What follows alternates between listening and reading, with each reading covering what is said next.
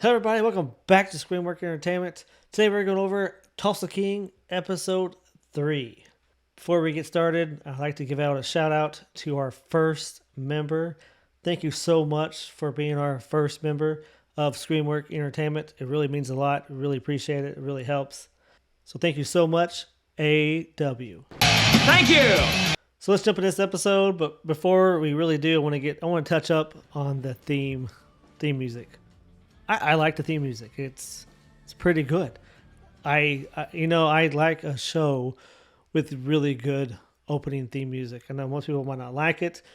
It is kind of a little bit country, which I'm not a country guy at all, but I do like the theme music. I don't mind the theme music. I don't like it's good, don't get me wrong. I feel like it's better than a lot of shows. But it is a little country, but it's no From intro, Yeah, yeah, like it's not as good as From. Yeah, it's not as good as From, but but it is I a like solid it. intro. It is good. Yeah, It is it solid. is. Yeah, I'm pretty sure it's different than the first season as well. I think they took a Anyways, lot from the first season and they realized like this is what we can tweak and and then I feel like they are taking steps into the right direction with this season for sure. it is definitely better than the first season. It really is. So, anyways, let's get into this episode. So it opens up with Dwight uh, in the courtroom doing his closing speech. First, he's doing it like to the guys inside the marijuana shop. Then he goes over to him in the courtroom. And I'll be honest with you, I thought this whole storyline is just absolute nonsense because this would have never made it to court. Like, you're telling me the other team like does not know that he was sleeping with this agent. This is just brand new news for everyone there. I'm like, come on, that's so unrealistic. That would have been the first thing that would everyone would have known.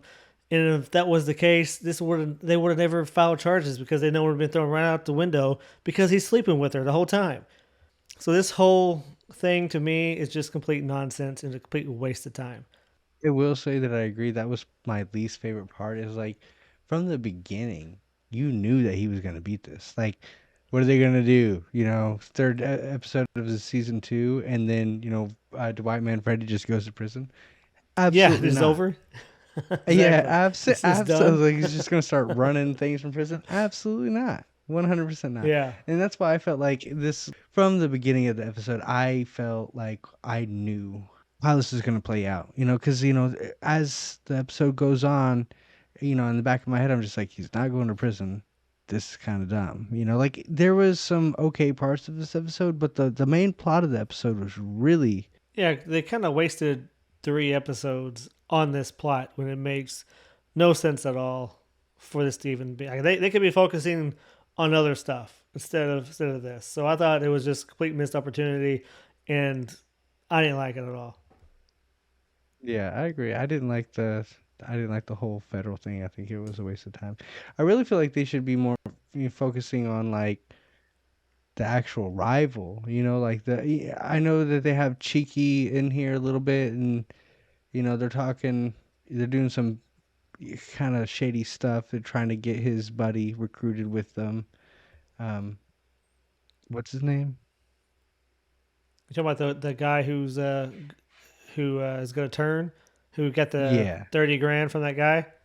No, no, no, no. I'm talking about Cheeky's right hand man or Dwight's right hand man that's talking to Cheeky, on the Oh, phone. okay. Yeah, I'm not sure what his name is. I was thinking more. I knew he wasn't really gonna turn on him because he's the one who kind of then isn't he the one who helped him with that guy who's waiting to kill him outside the bar? Yeah, yeah. Like But he that's helped the him. So but that's the thing is like they definitely try to lead you into the direction that he is going to turn, which is dumb because why are they going to do that when his buddy, like you just said, got offered it took the 30 grand, and they don't show yeah, the scene of him taking the 30 grand, but he comes up to Dwight. That's what would be actually shocking to me is if he gave Dwight the 10 grand and he didn't take the money because the story set up, we all think that he took the money. It didn't show him actually taking the money, but that's the way the story's leading out, you know what I mean? Yeah, well, yeah, It'd be cooler. we knew he took the 30 grand because then later in the episode he gives Dwight 10 grand to pay Right. up his And debt. and that's what I'm saying. It would be so much cooler if he didn't. Like, cuz I feel like it's why are we having his right-hand man like they're trying to portray him like, "Oh, talking cheeky like, we're going to, I'm going to turn on you." But then they also have, the other his other dude that he's been working with that actually does turn on him. It doesn't make sense for them to have two of them. You know what I'm saying? Yeah, yeah, they It's don't just really know how to write a mafia movie, an Oklahoma mafia movie or show. that was one of my bigger complaints on it. That and the courthouse. I feel like those were the two biggest wastes of time in this. Yeah, yeah, I agree. But what was funny about this episode is the house he buys and whatever addition that they're Is it living or moving to. That with shit the was HOO? funny. Oh, Yeah, yeah, with with HOA. Yeah, the guy that's comes. what He comes by. He's like, "Sir, I would like to know. I'm going to have to fine you because your garage door has been open for longer than 20 minutes, and it's going to be yes. $100 fine." And they were like, "Are you kidding me? Is he serious right now?" I thought that was pretty funny because I live my garage door is always open. Sometimes open for like a day because I forget to close it. And I've never had any complaints, thank goodness. But we do live in the HOA, and we do get some petty, petty neighbors doing some petty, petty things, and it's so Yeah, damn always irritating. always doing the most, man, when they shouldn't be. The other thing after the garage door, like the next day, he comes by. He's like, "Sir, your trash can's too full. You got too much in your trash can." It's garbage. It's supposed to be unsightly. That's why people throw it away, Wesley. There's He's like, I trash just in it. moved in. What do you want? Yeah, he's like, I just moved in. Like, what do you want from me? Like, we just unpacked furniture and stuff. Like, we have to put this stuff somewhere. He's like, oh, well, Yeah. it's gonna be $150 fine now. I know it's gonna be 100. So he's got $250 in fines. His first 2 days of moving in. Yeah, 2 days. And, and when And he then on the second fine he gives it to his driver takes it, and he's like, "What the hell am I gonna do with this?" He goes, "I don't know, smoke it." I'm just like, okay. was good. I will say, later on in the episode because after they do the whole, legal battle, and of course Dwight wins. I mean, like we all knew that was going to happen. It shows him on the TV, and the HOA dude. He sees him on the TV. He's like, "Oh my god," And so the next day he goes over and he's like, "You know what, Dwight? I honestly was thinking about it, and you don't need to pay any of those fines. Like those are just silly things, and we don't need to worry about it because he realizes he's in the mafia. Yeah, He's like, I'm exactly. messing Well, with the he wrong sees guy. that. Yeah, he sees him on the news. Yeah, yeah, He's yeah. like, "Oh, Walking out of the courthouse, oh, okay. I'm messing with the wrong guy here." and that stupid cart that he would drive, just pulling up super fast in that stupid, ugly golf cart looking thing, dude. Yeah, I know. You know what, dude? I'm telling you, like people in our neighborhood, it's mostly the kids. They drive around those things all the time. It's okay Oh for the my god. kids, but yeah, if like the grown-ups are driving around and pissing me off. Oh man, I don't know if I could handle it. Well, the other thing I thought was really funny is it was pretty subtle. So whenever Armand is talking to Cal, before he takes the money, he goes in and sits down, and he's like, Cal asked him, "Well, are you okay? Are you unhappy with anything? And are you okay here in Oklahoma?" And Armand says, I mean, it's a little windy, but "It is so windy here in Oklahoma," It, and I just thought that was funny because I'm from here, and it's just stupid windy all the time. All the time. Like it I don't know why really they don't is. call Oklahoma the windy state. Why they call Dude, Chicago the windy state. so yes, that line that delivered well. It definitely delivered Yeah, well. I thought it was funny. You might not think it's funny if you're not from Oklahoma, but I thought it was funny. Put in the comments. Well, Is that line funny to y- you? Did you get the line? I'm just curious. well, you know why they say Oklahoma's so windy? Because fucking Texas sucks and Kansas blows. Ha ha! The other thing I wanted to talk about with this episode, the bar scene. When they're in there singing, dude, they killed the ZZ Top song. They destroyed terrible. that song. It was terrible. I was like, oh God, can we mute this? Oh God, it's so terrible the way he was dancing, the way he was singing. I'm sorry, but it was really, really Then the one bad. chick's like, he's kind of good, and I was like, Yeah, he's kind of I'm like, not. you obviously have no idea.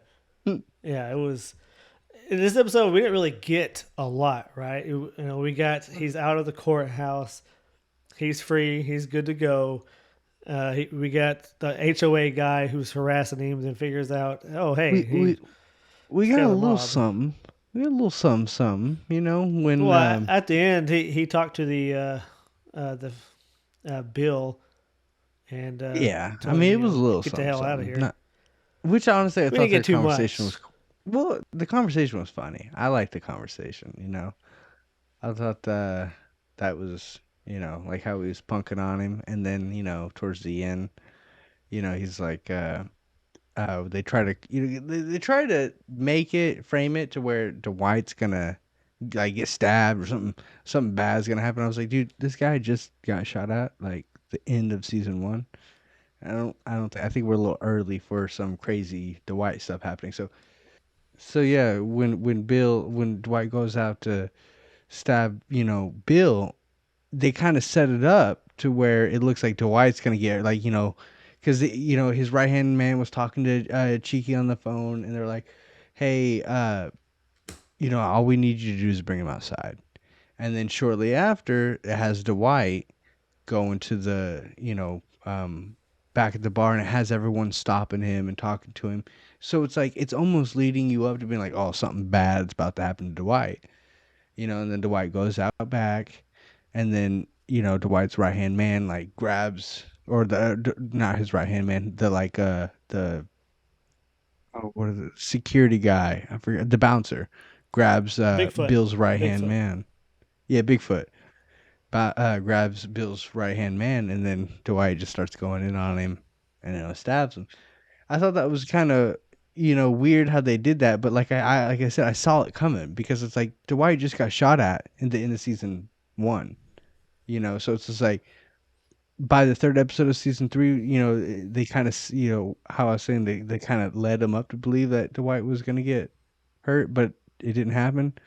I kind of saw that because it's like why would he get hurt in the beginning of season 2 when he just got shot at in the end of season 1? You know what I'm saying? Yeah, it didn't make sense. And what Yeah. also didn't make sense is whenever he walks outside, right, and this guy is over there, and then he gives him the look, okay, kill him. The dude is like 10 feet away, and he's got a knife. That's all he's got. He's going to run 10 feet with a knife? I'm like, what's your plan here? You think you at least have a gun.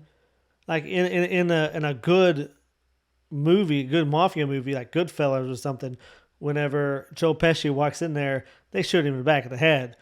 It's no Well, you don't getting a knife and call running 10 feet. Yeah, you don't call the head boss of a gang out back of his own bar and then try to stab him like that with his whole gang members, like his whole mob Not in members front of right him. there. At Like least sneak up on him and be behind him or that's something. what I'm like, saying. Like that. That's exactly what I'm saying. Like that literally made like no one in the history of ever would do that shit. Yeah, Like I that's know. some I'm just dumb like, shit. what's going on? That's the stupidest way to try to kill him. I'm like, oh my Yeah. God. Yeah. I like the show, but I don't know if I like the show because you've been making me watch Rings of Power. And maybe that's why I like the show, but it doesn't seem that bad. There's a lot of bad elements to it, but there's also surprisingly some comedy to it that wasn't like there for me last season. Other than that, that's all I got for this episode. This episode fell flat for me. Was not a fan of episode 3, season 2. But I will say there has been some humorous moments, and so far, it isn't a terrible season yet. Like they can make it a terrible season if they're not careful. But we'll have to see what they're gonna give us on episode 4. So Yeah, it could go either way, so we'll see. appreciate you guys tuning in. We'll see you next week. All right, peace out. Peace.